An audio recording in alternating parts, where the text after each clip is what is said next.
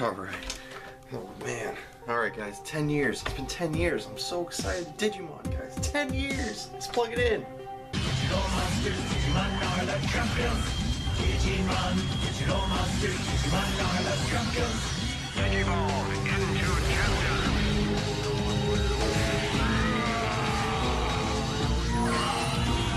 Agumon, Digivolve too? Shit. Digimon.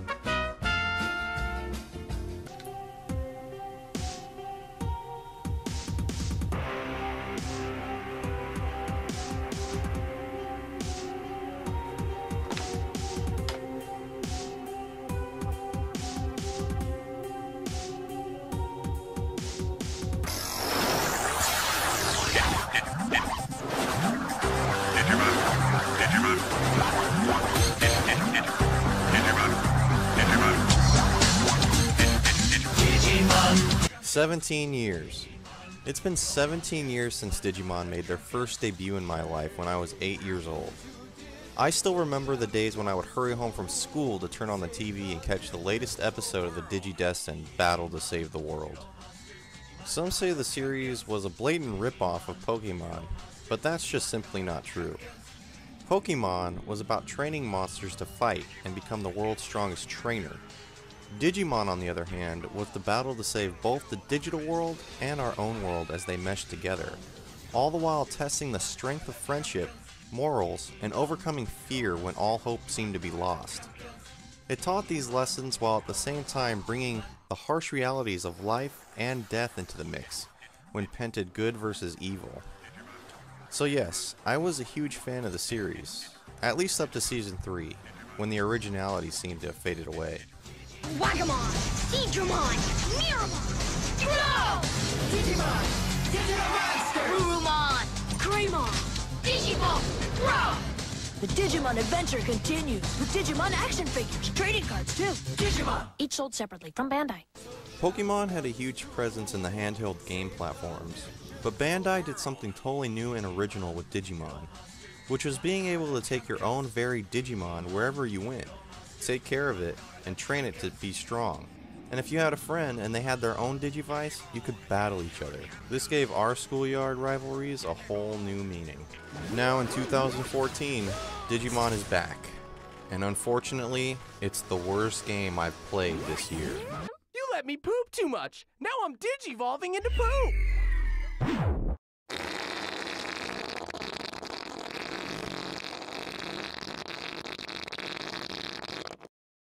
I'll get the rat poison. Digimon All-Star Rumble is a 3D brawler developed by indie game studio Probe and published by Bandai Namco Games in 2014. Digimon All-Star Rumble. This is the latest Digimon fighting style game that we've seen in 10 years. The last installment was Digimon Rumble Arena 2 back in 2004.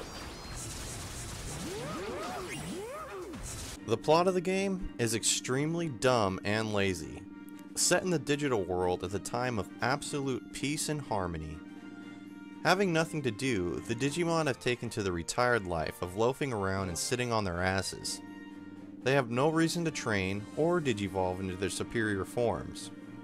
One day, a sign is posted about the Digimon Evolution Tournament, and because they are all so bored, they decide to participate to see who is the strongest Digimon.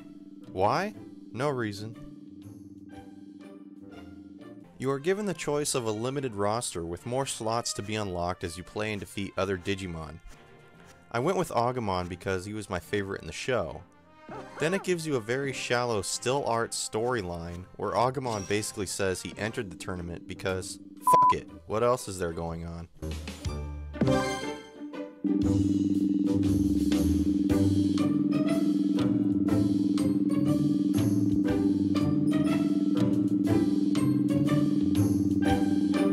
As you progress through the game, you discover that there are ulterior motives behind the tournament, and it's really a front made by Magdramon to find the strongest Digimon to fight some of the legendary Digimon who have been infected with an unknown virus that makes them evil, just as the Black Gears did in the first season of Digimon.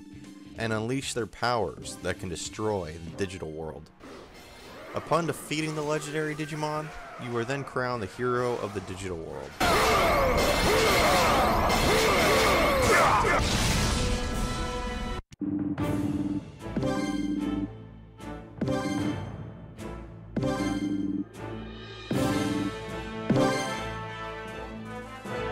This plot, in my opinion, was just a lazy way to come up with an excuse to have the Digimon fight each other. Why didn't they just go with the plot where the unknown virus has infected all Digimon, except for the one you choose to play as, is beyond me. This whole storyline of all Digimon are lazy and bored enough that they begin to beat the crap out of each other for fun is just bullshit. Fire blast!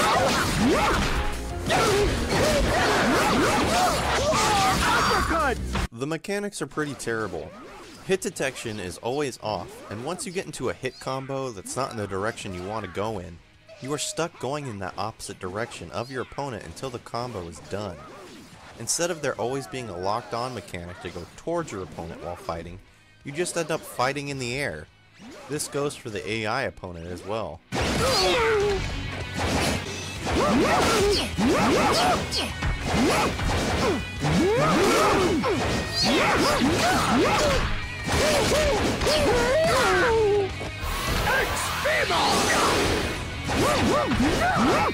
The level designs are some of the laziest I have seen for a current platform game.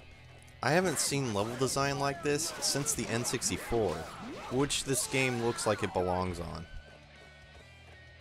The voices for the Digimon sound like cheap imitation knockoffs you would find from a Digimon toy at the flea market.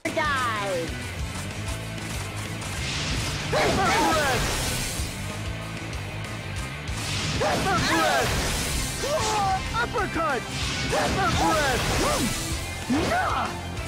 Fire blast! Fire blast!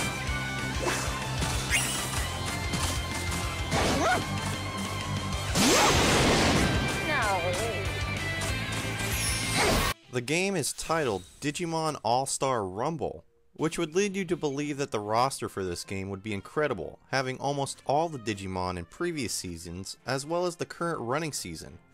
But guess again, this game only has a roster of 12 slots, most of which are from the first season of Digimon. You have a special bar that goes up as you fight a Digimon that allows you to Digivolve. Being Agumon, I thought there would be an option or way to change into the various forms he could Digivolve into, like Greymon, or even better, Skull Greymon. But again, I was met with disappointment, because each Digimon can only warp Digivolve into one form each, and that form for Agumon was War Greymon. They do have a cool animation for the special move you can perform in your evolved state, but after a couple times it gets really old.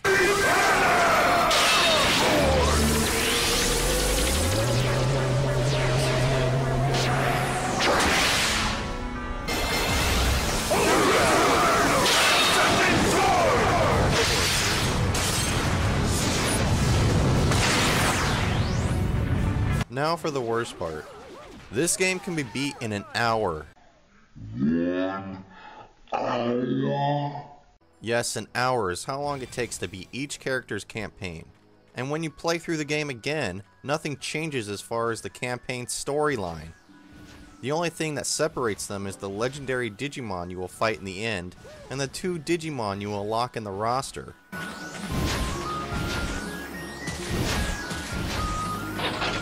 On a scale of 1 to 10, I give Digimon All-Star Rumble a 2.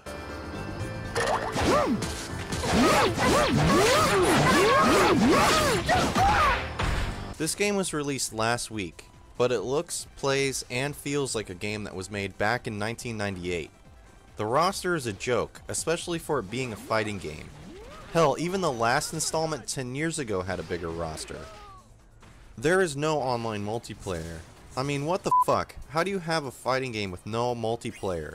There's no way in hell I would invite 4 friends to my house to play this unless I didn't want their friendship anymore. It's like Bandai wanted to ride the coattails of Nintendo with the upcoming Super Smash Bros. Game and try to get as many people to buy this, having them think it was going to be just as fun, when it's more like playing with a used piece of toilet paper out of a porta potty.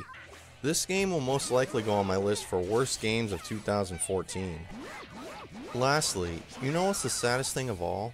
The developer knew that this game was shit when it launched, because if you look at the achievements, they have achievements for time played, and the titles are various thank yous.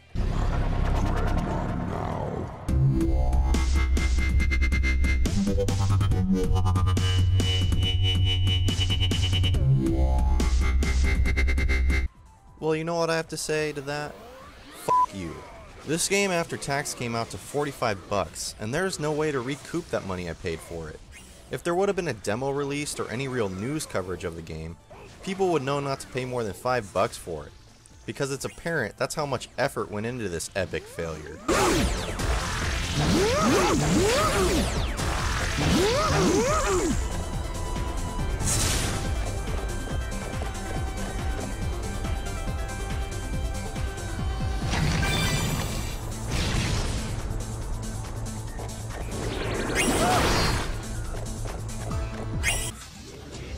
What a piece of shit. If you enjoyed this video, make sure to subscribe, and I'll see you on the next game review.